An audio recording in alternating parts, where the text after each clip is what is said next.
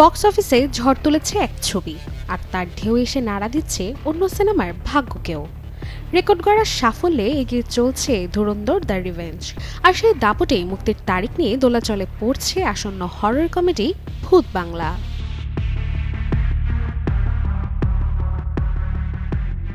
মুক্তির পর থেকে দারুণ ব্যবসা করছে ধুরন্ধর দ্য রিভেঞ্জ।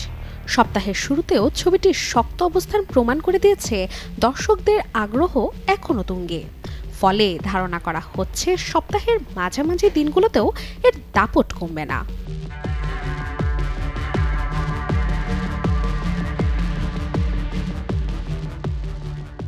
এই অবস্থায় নিজেদের কৌশল নতুন করে ভাবছে ভূত বাংলার নির্মাতা দল। প্রাথমিকভাবে ছবিটি 10 এপ্রিল মুক্তির পরিকল্পনা থাকলেও এখন তার সপ্তাহ পিছিয়ে 17 এপ্রিল নেয়ার বিষয়টি বিবেচনায় রয়েছে।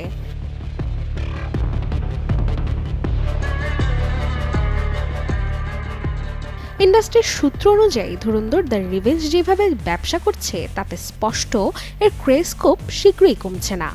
এমনকি চতুর্থ সপ্তাহেও ছবিটি ভালো পারফর্ম করতে পারে, যা ভূত বাংলার মুক্তির সময়ের সঙ্গে মিলে যাচ্ছে। এদিকে মুক্তির তারিখের সঙ্গে জড়িয়ে আছে ট্রেলার প্রকাশের পরিকল্পনাও। যদি 10 এপ্রিল মুক্তির তারিখ ঠিক থাকে, তবে 27 মার্চই প্রকাশ পাবে বহুল প্রতীক্ষিত ট্রেলারটি। আর যদি মুক্তি পিছিয়ে যায়, তবে ট্রেলারও আসবে পরে।